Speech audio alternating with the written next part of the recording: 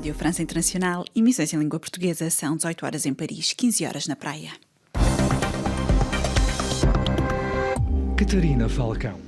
Aqui estão alguns títulos que marcam a atualidade nesta terça-feira. Cabo Verde vai exigir um certificado Covid-19 para aceder a espaços públicos e locais de diversão.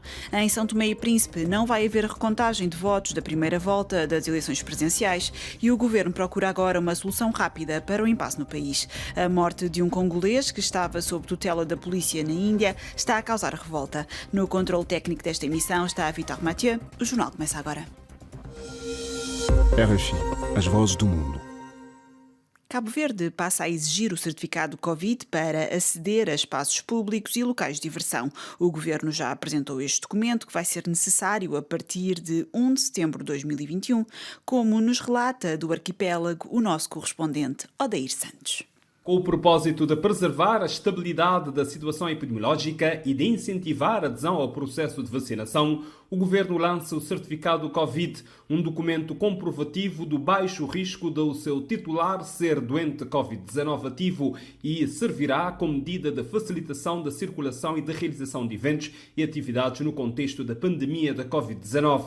Será obtido através do site inhacart.gov.cv. Desenvolvido pelo NOSI, Núcleo Operacional da Sociedade de Informação, o certificado Covid está em linha com o certificado digital aplicado na União Europeia, segundo a administradora executiva do NOSI, Mayra Silva. Cabo Verde está a fazer o certificado igual ao que está sendo feito na União Europeia. O certificado Covid passa a ser exigido a partir de 1 de setembro e será obrigatório a sua apresentação para aceder a espaços turísticos, culturais, de lazer e desportivos, que têm agora menos restrições, como anunciou o Ministro da Administração Interna, Paulo Rocha. Os lounge bar passam a poder funcionar até meia-noite nos dias úteis, até às 2 da manhã, aos sábados, domingos e vésperas de feriados. Para atingir a meta de imunizar 70% da população até o final deste ano, o governo lança no terreno para estimular as populações dos municípios do interior da Ilha de Santiago, onde tem havido maior resistência à adesão à campanha de vacinação contra a Covid-19.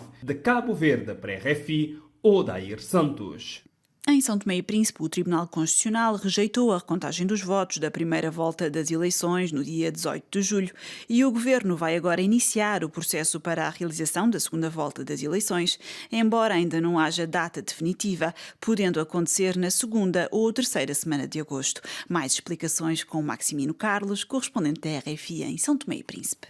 Carlos Villanova e Guilherme Poça da Costa vão disputar a segunda volta das presidenciais em São Tomé e Príncipe. A decisão do Tribunal Constitucional, no seu acórdão, deixa antever este confronto entre os dois mais votados na primeira volta. O referido tribunal deu sem efeito os dois anteriores acórdãos. O mesmo tribunal não reconhece os pedidos para a recontagem total dos votos e para a nulidade do ato eleitoral de 18 de julho. Esta decisão do Tribunal Constitucional resultou de 3 votos favoráveis de juízes conselheiros, nomeadamente Maria Alice Carvalho, Zucelei Lopes e Amaro Couto, e 2 votos contra de Pascoal Daio e de Hilário Garrido. O cenário para uma segunda volta dependerá dos expedientes do governo, que terá que propor ao Parlamento santomense uma nova proposta em função da alteração dos prazos fixados na lei eleitoral santomense. Competirá ao órgão legislativo analisar e aprovar a referida proposta para ser executada pela Comissão Eleitoral Nacional. Admite-se que uma segunda volta venha a ter lugar entre 22 a 29 de agosto corrente. Entretanto, ontem, o candidato derrotado, Delfim Neves, assegurou que não forçará a decisão dos tribunais face ao pleito eleitoral de 18 de julho, mas referiu que este processo eleitoral está ferido de vícios. Nós não vamos forçar a decisão dos tribunais. Este tribunal está desequilibrado, está assim, desde o início. Maximino Carlos, São Tomé, RFI. Ainda em São Tomé, as autoridades assinaram no fim do mês de maio um memorando de entendimento com a empresa do Ghana, Safe Bond África, que prevê a construção do porto de águas profundas em Fernão Dias e a modernização dos portos Ana Chaves e da Ilha Príncipe. O ministro das Infraestruturas e Recursos Naturais, Osvaldo Abreu, refere que o projeto está a ser analisado pelo governo e afirma que o porto de águas profundas vai trazer mais oportunidades económicas para o arquipélago. Nós consideramos que a luz verde já existe, porque a proposta preliminar apresentada é bastante convincente e acabada. Entretanto, nós ainda não temos uma data definitiva para começarmos as negociações. Primeiro, estamos no período eleitoral e não seria realista começar um processo deste tão sério neste período. Efetivamente, nós pensamos no Porto para Santo Tomé, mas sabemos que a nossa economia não é suficiente para viabilizarmos uma intervenção de investimento com mais de 200 milhões de dólares. Então temos que fazer a economia de escala através da nossa região e não só. Vamos, naturalmente, dar um boom na nossa economia, isto é que nós queremos, e baixando os custos operacionais portuários e também fazendo mais economia, com mais produtos, com mais investidores, com mais oportunidades que o Porto trará.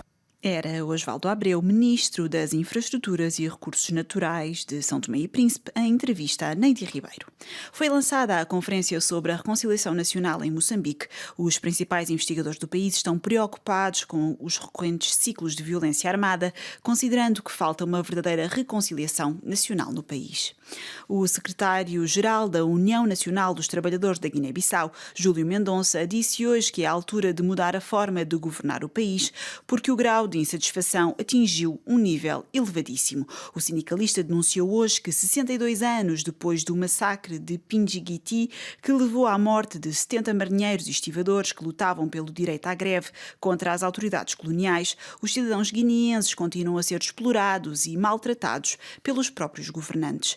O presidente angolano disse em Acre, a capital do Ghana, que o continente africano não pode continuar a ser visto apenas como potencialmente rico em recursos minerais, mas deve passar efetivamente a usufruir desta riqueza.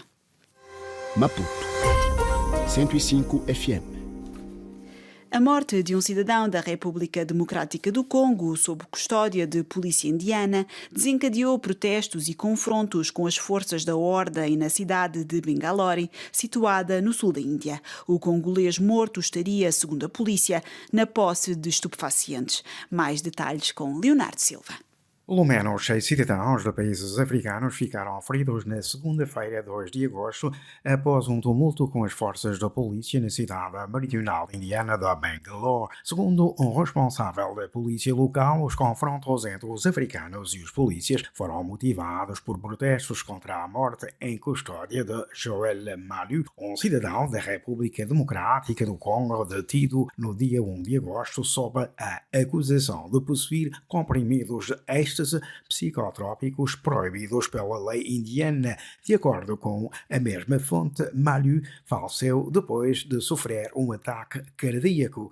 Depois da morte de Joel Malu, vários cidadãos de países africanos residentes em Bangalore protestaram frente à esquadra da polícia e confrontaram-se com os agentes. Uma dezena de pessoas foram detidas na sequência do protesto e, de acordo com a polícia de Bangalore, uma investigação interna foi encetada de forma a apurar as causas da morte do estudante congolês que, segundo as autoridades policiais, estava ilegalmente no país, uma vez que o seu passaporte e visto tinham caducados em 2017. No Afeganistão, pelo menos 40 civis morreram e de 118 pessoas ficaram feridas nas últimas 24 horas em combates entre os talibã e as forças afegãs na cidade de Lashkar-Gah, no sul do país, anunciou a missão da ONU no Afeganistão. Ebrahim Raisi tomou posse esta terça-feira como novo presidente do Irão, descrito como ultraconservador. O novo presidente do Irão tem como principal missão recuperar uma economia afundada pelas sanções americanas e pela pandemia. A eleição de Raisi foi marcada por uma taxa de abstenção recorde e os vetos às candidaturas de vários rivais. É o ponto final neste jornal. Fique connosco. Até já.